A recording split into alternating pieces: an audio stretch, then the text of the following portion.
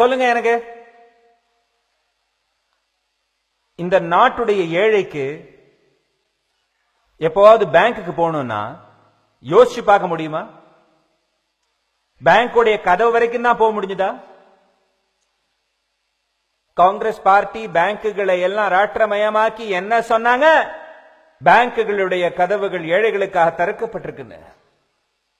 60 வருஷம் அவங்க அரசாங்கம் நடத்தினாங்க. 60 வருஷம்.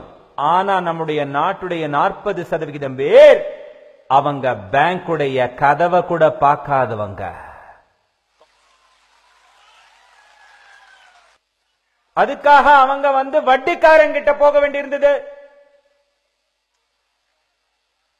நிறைய வட்டிக்கு கடன் வாங்க வேண்டியிருந்தது.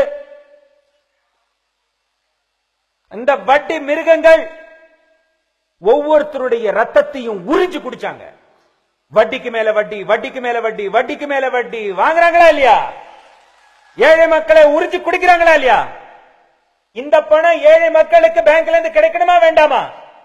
குறைஞ்ச வட்டியில கிடைக்கணுமா வேண்டாமா? பேங்குகள் மேல ஏழைகளோட உரிமையா இல்லையா? இது காங்கிரஸ் பார்ட்டியோ பேங்க் எல்லாம் பணக்காரர்களுக்காக திறந்து வச்சாங்க. எந்தெந்த மாதிரி பணக்காரர்கள் எல்லாம் பணத்தை பதுக்கி வச்சாங்கன்னு இப்ப நாங்க கொஞ்சம் ஸ்க்ரூ டைட் பண்ணி வச்சிருக்கோம். அவங்களுக்கு வேர்த்து ஊத்துது. ஜெயிலுடைய வாசனை தெரிஞ்ச உடனேயே ஓடுறாங்க ஓடுறாங்க. ஒருத்தன் தப்பிக்க போறது நான் சொல்லி வைக்கிறேன் உங்களுக்கு சகோதர சகோதரிகளே. இந்த பணம் பேங்க்ல இருந்து யாரு கொள்ளையடிச்சிருக்காங்களோ, இந்த பணம் பேங்குடைய பணம் இல்ல, இந்துஸ்தானத்துடைய ஏழைகளுடைய பணம். அந்த பணத்தை நான் திரும்ப கொண்டு வந்து சேர்ப்பேன். அப்புறம் இந்த காங்கிரஸ் அரசுல இருக்கிறவங்க இந்த பேங்குகள் மூலமாக இந்த பணக்காரர்களுடைய கஜானா விருப்பினவங்க, அவங்களுடைய கணக்கும் சரி செய்யப்படும் சகோதர சகோதரிகளே.